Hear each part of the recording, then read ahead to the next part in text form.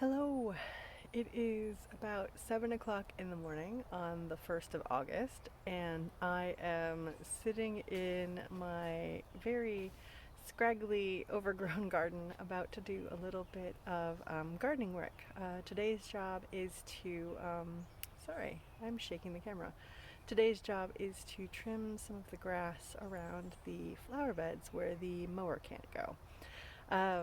So while I'm doing that, I took some video in July of a little bit of a garden walk around and showing a little, or a pretty major, not a little, a major garden tidying up project that Jesse's been working on. So I'll show you that.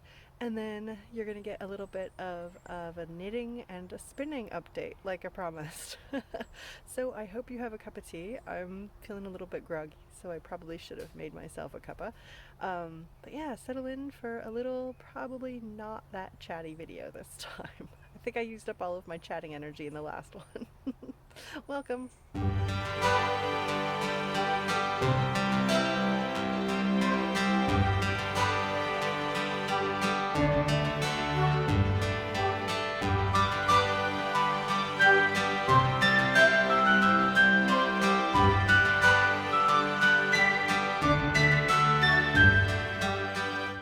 I don't really have that many things right now this year that are coming up fresh in July. Most of this is scraggly holdovers from June.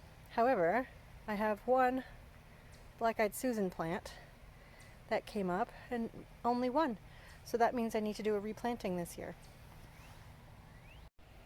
And over here among this mess is a bunch of cosmos and marigolds, the sole survivors from my scattering of wildflower seeds that I planted over here. The birds and the rabbits got the rest. This is one of two sunflower plants I planted earlier in the summer, and it was attacked by rabbits, and now it's being eaten by bugs of some sort, but it bounced back enough to have these clusters of blooms. Over here is a cluster of wild primrose and horseweed. I think that's what it's called. This one here being the horseweed. I don't think I've ever let any of those bloom before, so I don't know what they look like. And this here is my experiment of letting the wild things do their wild thing. The primrose, I know it has some really nice soft yellow flowers on it, and there's a kind of beetle that really loves this, and then the birds come and eat the beetles. So I like to keep a few stands of this one around. I'm having a hard time getting the camera to focus on this, but this is a kind of wild lettuce that's going to look like it has some tiny dandelions on top. Please focus. There we go. I think it's going to have a neat, an interesting cluster of flowers. That's its leaves. Also known as Canada lettuce, I think. This is the fullest of the wildflower pots with the really tall coreopsis that you can see sort of hanging over with all of the humidity and rain we've been getting lately. This pot, the three strongest plants in this pot are the coreopsis, and then all of this is here is cosmos. Those have not bloomed yet, and then on this side there are a couple of marigold buds that have just started to pop up. So that'll be exciting. So we'll get some marigolds, some cosmos, and the coreopsis will be fading shortly. But hopefully the others will fill in soon. We don't normally get this many blooms on our small stand of hostas down here. These hostas are closest to the house, so the deer don't come and chomp on them. But I think there's 10 stalks this year, which is really exciting.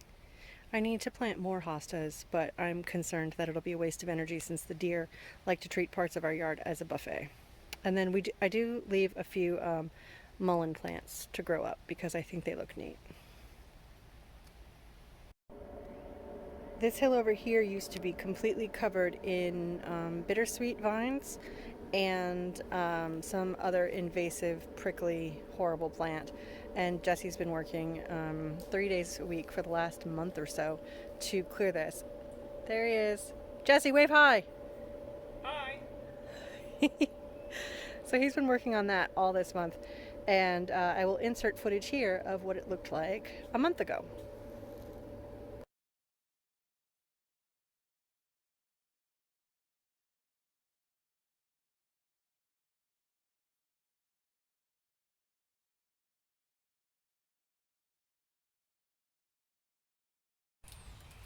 When he was pulling up the bittersweet and things, he was leaving behind hostas, lilies, and ferns, hoping that next year there'll be more room for these to take over, at least spread a bit better.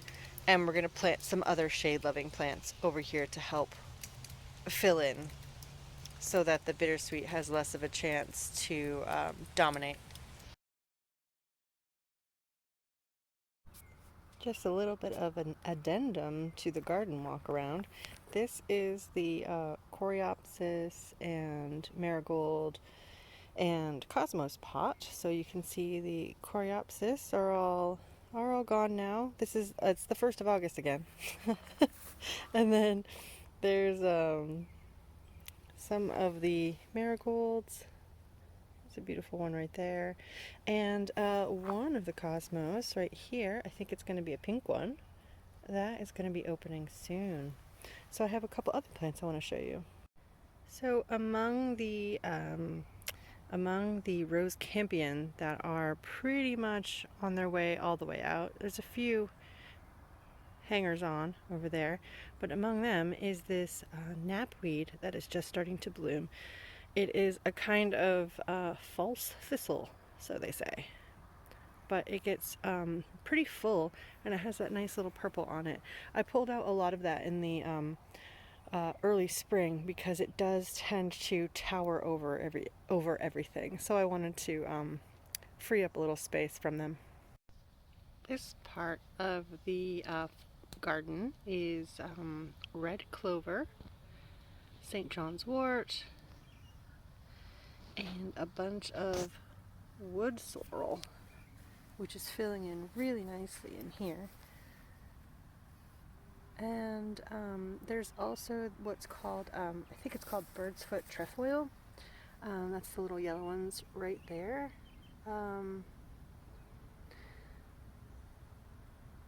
They tend to sprawl and take over, so I do pull that out occasionally, but I really do like it. The first of the cosmos is open. It's now the 3rd of August, and there's more marigolds, calendula, whatever you want to call it. This is the cosmos and calendula patch, the marigold and cosmos patch in the mini meadow. The first of the mini meadow marigolds is open. And the first of the primroses is open, are open. It's early. Grammar, what is grammar when it's early in the morning?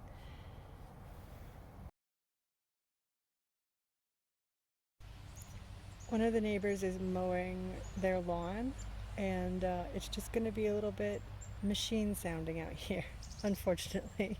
Also, there's a highway nearby. But I hope you can hear some birds over the sounds of the lawnmower. Okay, so knitting.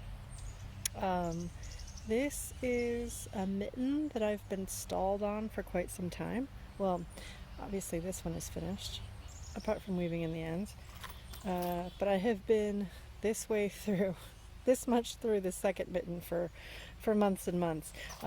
This is the Julebukk mitten pattern from Skeindeer Knits, and these are a gift for a friend. She already knows about it, so it's okay to show on video. So that's my hibernating project. Something I'm actually actively working on is, oh, I forgot to say, the yarn for the mitten is Pallette from Knit Picks. This is a shawl. It's a circular shawl.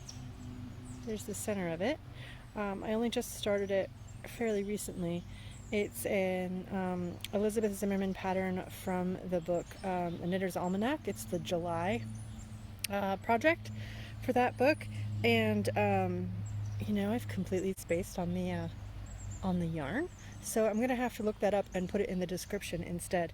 I think the colorway is called Shadow or something, and I bought it originally for something else, but I needed something quick and, well, it's not necessarily quick, but I needed something repetitive with no color work or counting, and this has been the perfect project for that. I like knitting color work, but I have to be in the right headspace. This is my recent finished object. This is a sweater that I made for Jessie. I'm gonna insert here a picture of me holding it up full.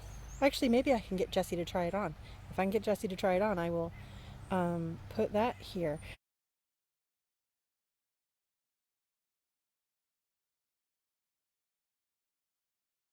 This the yarn is ow! Why are you biting me? Please don't. The yarn is Valley Yarns, Northampton, from Webs. Oh, the sweater pattern is from this book, the Sweater Workshop by Jacqueline Fee. It's pretty much Elizabeth Zimmermann's style of knitting. Not really a pattern, but you use a formula, and you do some math. You do your swatch, then you do some math, and then there are basic instructions along the way. She's expanded on Elizabeth Zimmermann's method, but they're very similar. Okay, that is the knitting update.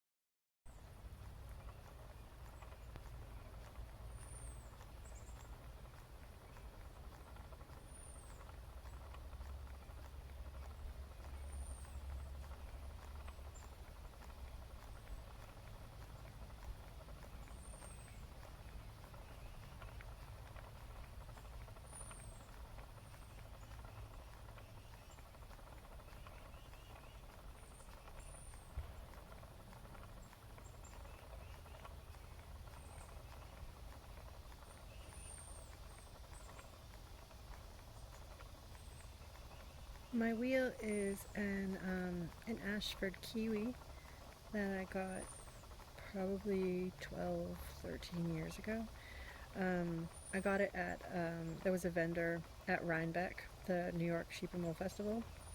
I'm not a very competent spinner. I basically know how to spin one way in one. So the yarn I know how to make is probably technically a worsted spun yarn, and I can put a link to the definitions down below. I don't yet know how to spin woolen spun.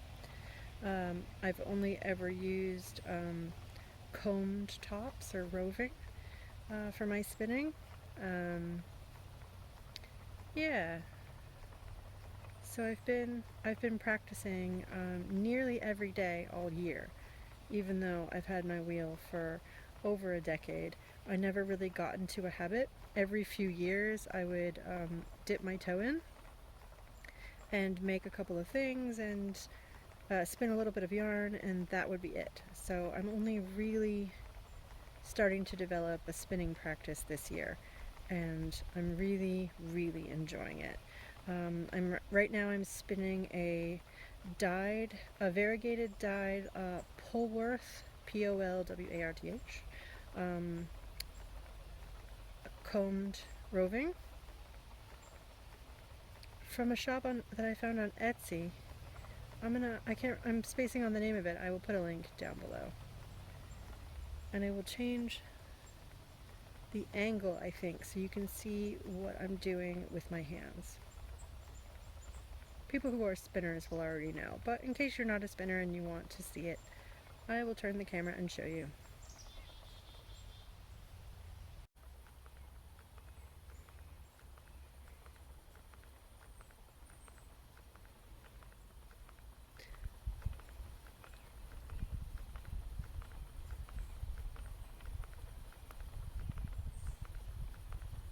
So I'm holding the I'm holding the wool in my right hand, very lightly, and then my left hand is teasing out the fibers.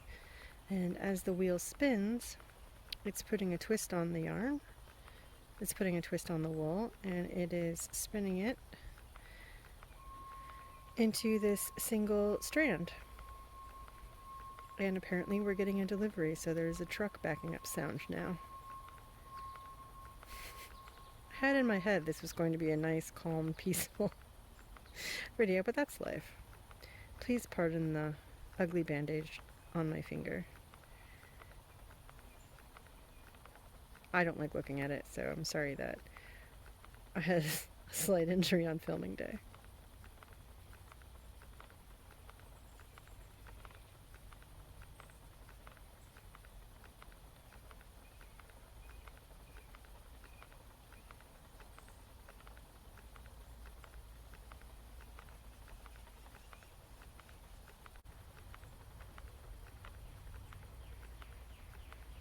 I sometimes shift my wrist alignment to give it a break so that I don't get an RSI or something from holding my hands in one position for a really long time.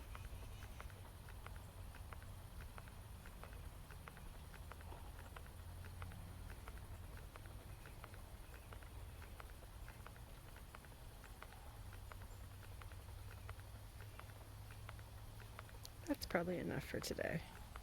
When I'm ready to stop, I just pull a little bit off like that, and then I wrap it around this bit just so it doesn't untwist, and then it's ready for me to join back in next time. And I could show you my joins, but I don't want to embarrass myself today, so I'll leave that for when I'm a bit more proficient.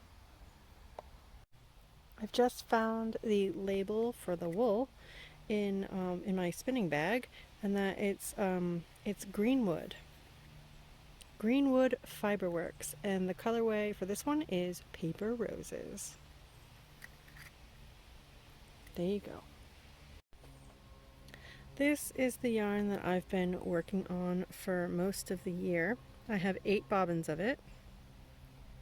It is, oh, apparently I had a shiny thing in there. It is a Shetland Murret, which the Murret just refers to the color. It's this particular shade of brown. Yeah, it's a Shetland wool, and I got this from Paradise Fibers, which is in the Pacific Northwest, I think.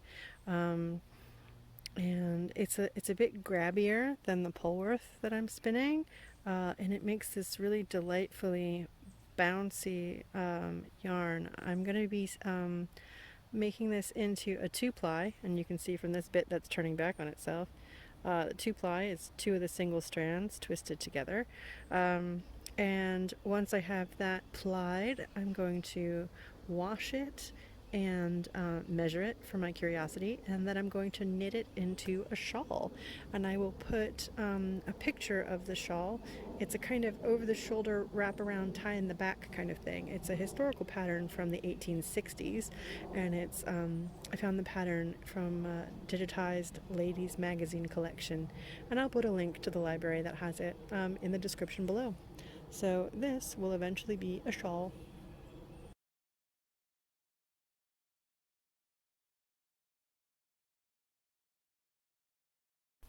I just found this in my spinning basket. This is a little lavender bag. It's full of lavender flowers, dried lavender flowers, and I made a bunch of these this year from fabric scraps, hence the funny shape. And I have these all stashed with my woolens, along with some cedar